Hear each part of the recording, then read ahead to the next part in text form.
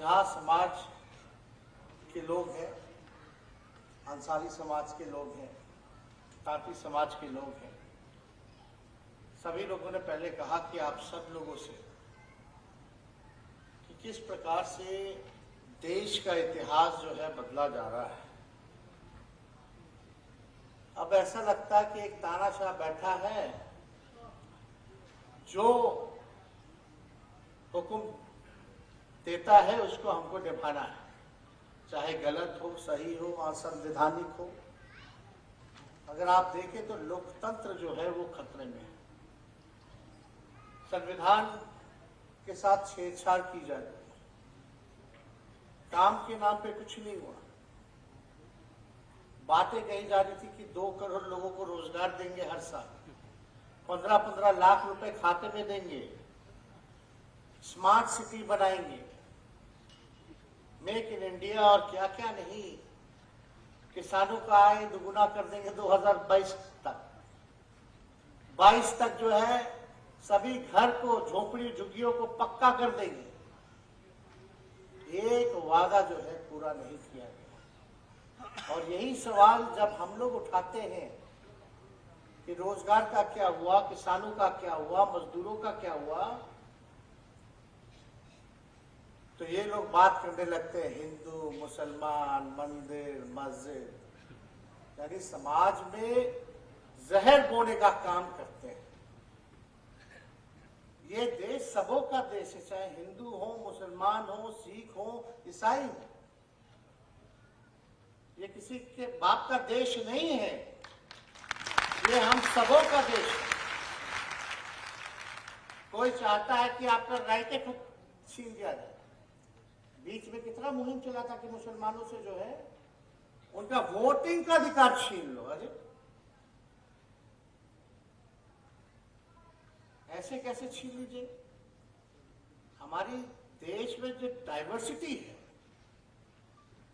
अलग अलग राज्य है, अलग अलग जातियां हैं, अलग अलग धर्म है, अलग अलग भाषा है, अलग अलग पहनावा है, यही तो हमारे देश की खूबसूरती है।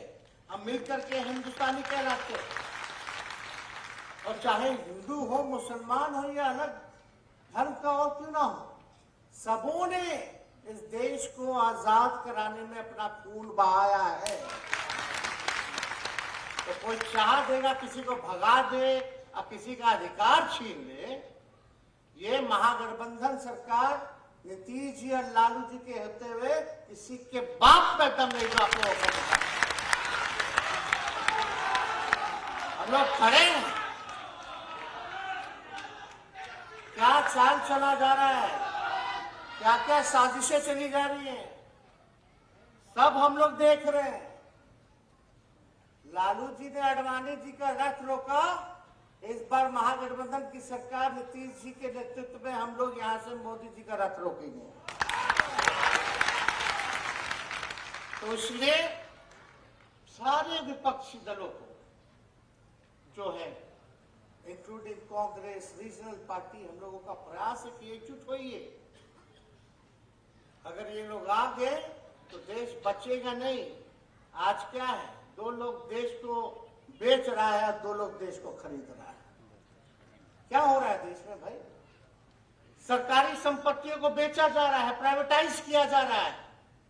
रेल बेच दिया, सेल बेच दिया, भेल बेच दिया, एयरपोर्ट बेच दिया, रेलवे स्टेशन बेच दिया, LIC बेच दिया, BSNL बेच दिया,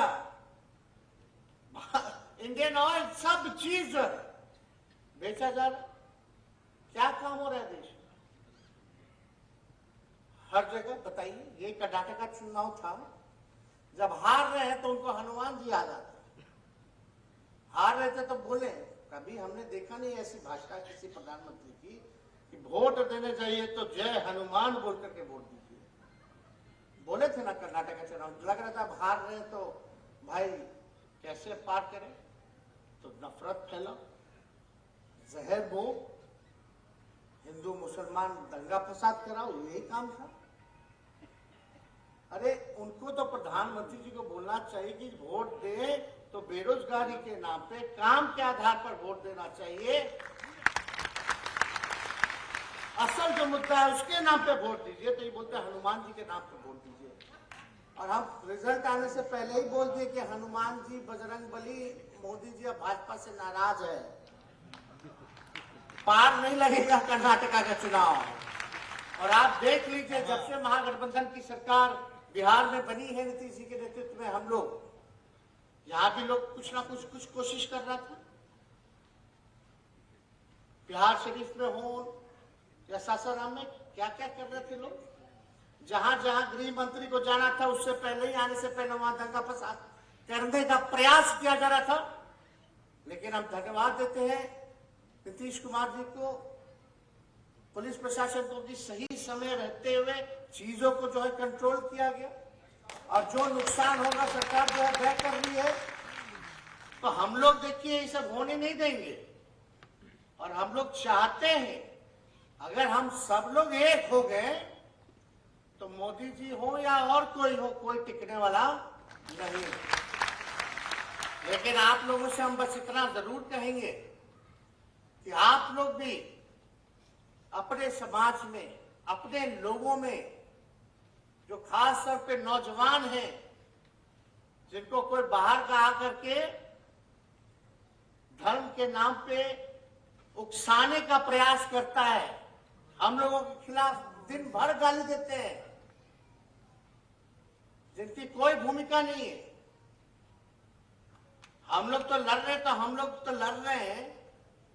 तो हम लोगों पे छापा मारा जाता है, रेड पढ़ाया जाता है।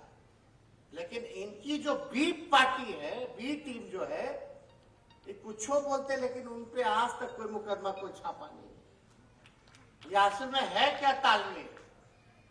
तो ये कोशिश किया जाएगा कि यहाँ से कुछ हिंदुओं को बुलवाओ, कुछ मुसलमानों को बुलवाओ, इसी पे आधारित रखो।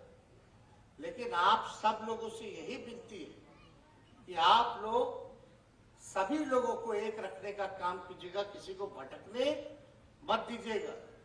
अब दक्षिण भारत से भाजपा खत्म हो गई, केंद्र में आइएगा, केंद्र भारत में तो मध्य प्रदेश में और महाराष्ट्र में चोरिये से, विधायक खरीद करके, बेईमानी से, बंगाल में है ये नहीं है, छत्तीसगढ़ में है ये नहीं, बिहार में नहीं है, झारखंड में नहीं है, आपका राजस्थान में नहीं है, केवल गुजरात और यूपी में है, दिल्ली में नहीं है, पंजाब में नहीं है, एक हरियाणा है, एक उत्तराखंड है, बस। और उधर नॉर्थ ईस्ट चले गए तो उन राज्यों में केवल एक जगह भाजपा है, यानी भाजपा है क्या? बाकी सबसे ज्यादा जगह तो रीजनल्स पार्टियां हैं, क्षेत्रीय दल जो।